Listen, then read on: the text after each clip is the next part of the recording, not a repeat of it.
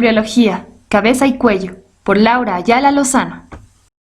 La cabeza y el cuello se originan en el mesodermo de la placa lateral y paraxial, en la cresta neural y en las regiones engrosadas del endodermo, conocidas como placodas ectodérmicas. El mesodermo paraxial forma una parte importante de los componentes membranosos y cartilaginosos del neurocráneo, músculos voluntarios de la región craneofacial, dermis y tejidos conectivos del dorso de la cabeza, meninges en posición caudal con el prosencéfalo. El mesodermo de la placa lateral forma los cartílagos laringeos, que son el aritenoides y el cricoides. Las células de la cresta neural se originan en las regiones neuroectodermo de las áreas del prosencéfalo, mesencéfalo y rombencéfalo. Luego migran hacia los arcos faringeos, alrededor del prosencéfalo, y la cúpula óptica, donde forman el víscero cráneo y algunas partes del neurocráneo. Las células de las placodas ectodérmica y la cresta neural producen las neuronas del quinto, séptimo, noveno y décimo ganglio sensitivo craneal. Durante la cuarta y quinta semana aparecen los arcos faringeos. Inicialmente son barras de tejido mesenquimatoso separados por las hendiduras faríngeas. A lo largo de la faringe se forman las bolsas faríngeas, unas evaginaciones a lo largo de las paredes de la faringe que penetran el mesenquima circundante sin crear comunicación externa.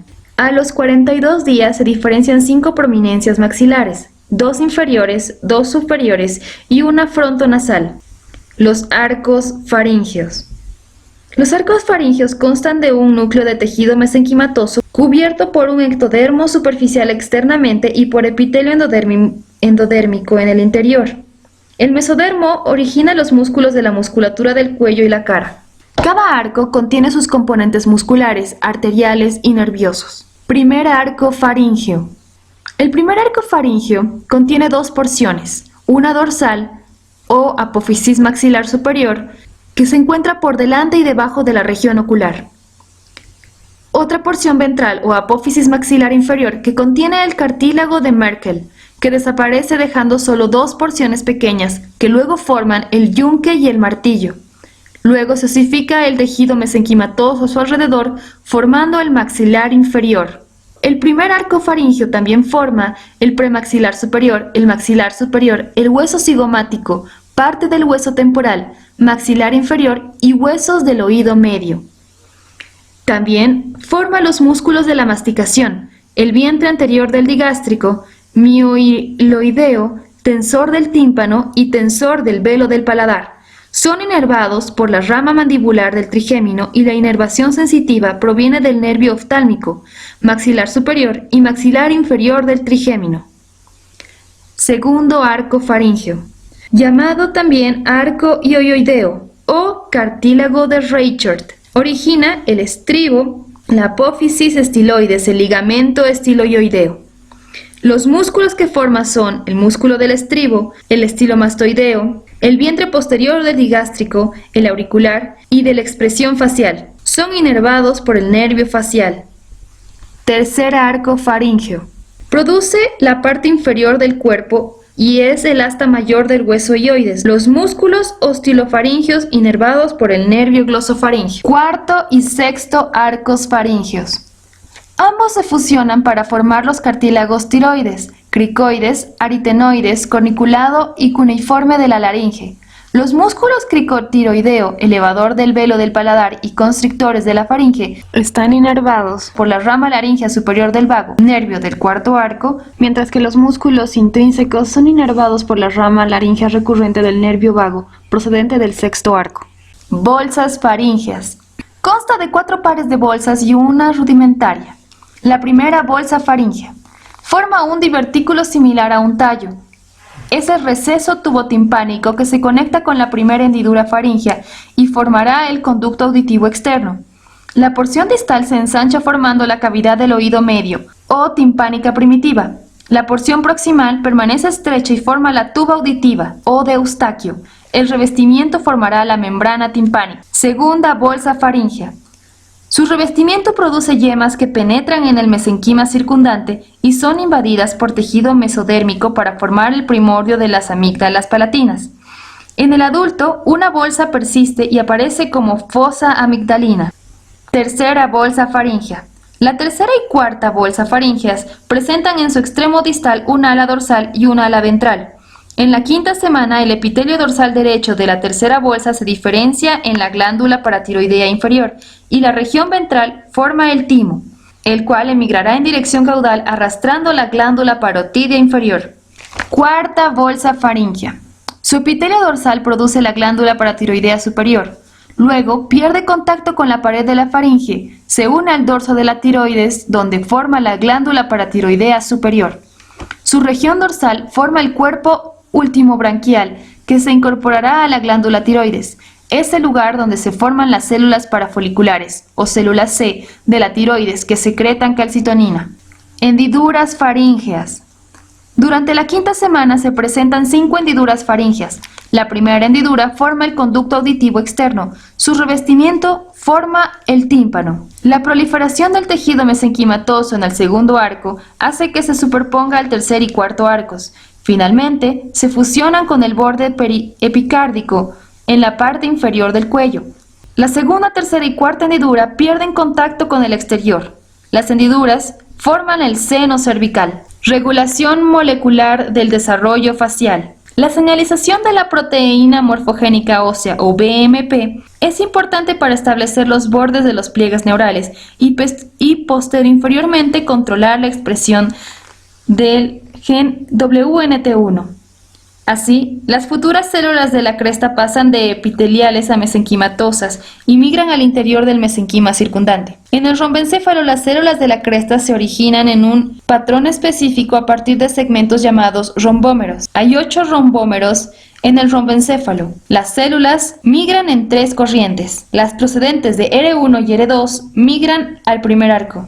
Las procedentes de R4 migran al segundo arco. Las de R6 y R7 a los arcos 4 a 6. Se forman pocas crestas en los segmentos R3 y R5. Las 3 corrientes están bien definidas y sirven de guía a los axones de los ganglios que forman la cabeza y cuello, entre ellos el trigémino, el geniculado, vestíbulo acústico, petroso y nodoso. Los axones del ganglio trigeminal entran en el rombencéfalo en R2. Los provenientes del geniculado y vestíbulo acústico entran en R4. Los de los ganglios petroso y nodoso en R6 y R7. Ningún axón se proyecta en R3 ni R5. La BMP7 se expresa en el endodermo posterior. La FGF8 se localiza en el endodermo anterior. La PAX1 está confinada al endodermo más dorsal de cada bolsa. La SHH o Sonic Hedgehog se expresa en el endodermo posterior de la segunda y tercera bolsas. Lengua. Aparece a la cuarta semana en forma de 2 prominencias linguales laterales y una prominencia medial, o tubérculo impar. Las 3 prominencias se originan en el primer arco faríngeo.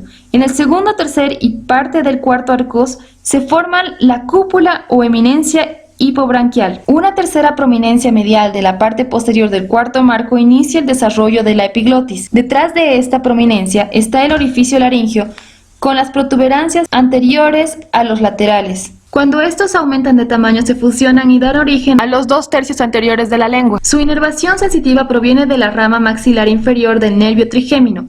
El surco terminal en forma de V separa el cuerpo de la lengua del tercio posterior, o raíz. La raíz proviene de los arcos faringeos segundo y tercero y parte del cuarto. Su inervación sensitiva proviene del nervio glosofaringeo. La epiglotis y el extremo posterior de la lengua están inervados por el nervio laríngeo superior, proveniente del cuarto arco.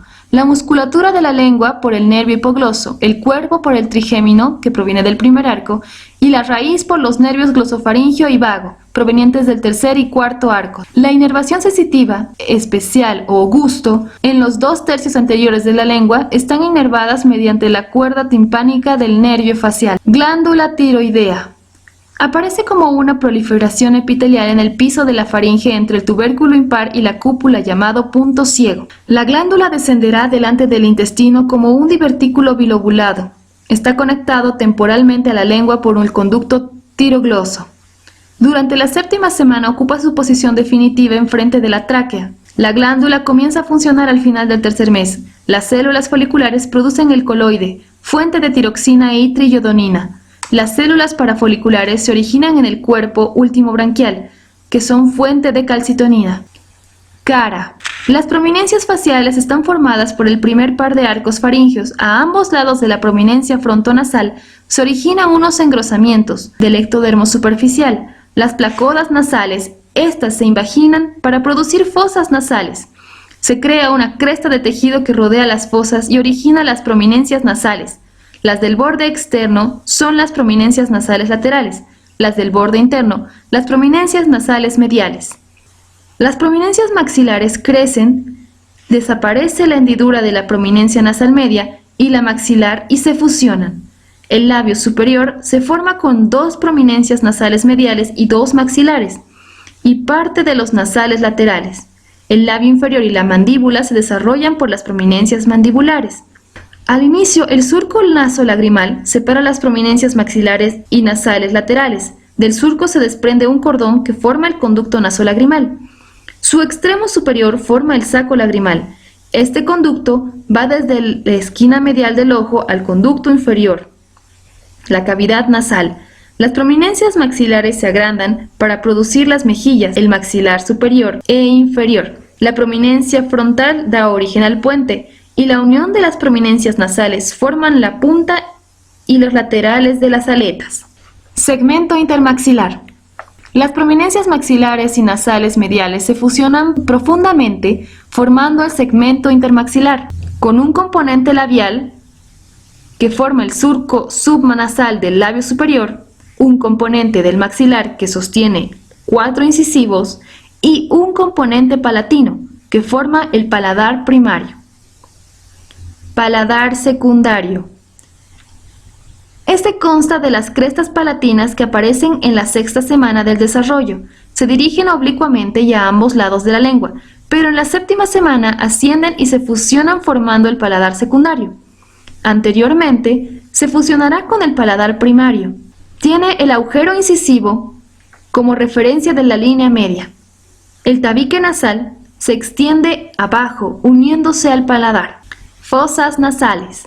Al inicio, la membrana oronasal separa las fosas de la cavidad oral primitiva mediante las coanas primitivas, ubicadas a ambos lados de la línea media detrás del paladar primario. Las coanas definitivas se localizan en la unión de la fosa nasal con la faringe. Los senos respiratorios aparecen como divertículos de la pared nasal lateral.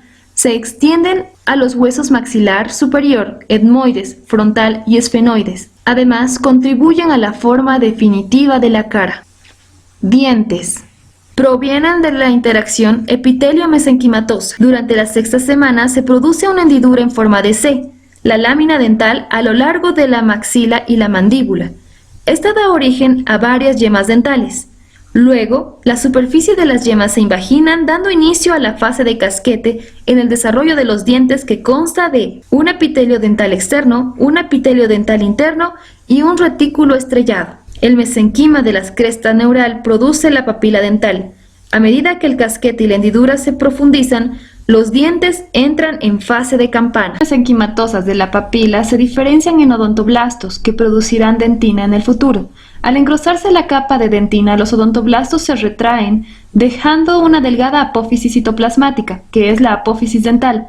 La capa de odontoblastos persiste durante toda la vida, aportando predentina de forma continua. Las células restantes constituyen la pulpa. Las células epiteliales del epitelio dental interno se diferenciaron en ameoblastos, formadores de esmalte. Un grupo formará el nudo del esmalte que regula el desarrollo temprano del diente. La raíz del diente empieza a formarse cuando las capas epiteliales dentales penetran en el mesenquima para producir la capa epitelial de la raíz. Al irse depositando cada vez más dentina, la pulpa se estrecha hasta formar un canal que contiene los vasos sanguíneos y nervios del diente. Las células mesenquimatosas en el exterior se diferencian en cementoblastos. En el exterior de la capa se produce el ligamento periodontal, que mantiene firmemente el diente en su posición y sirve para amortiguar los golpes. Gracias por su atención.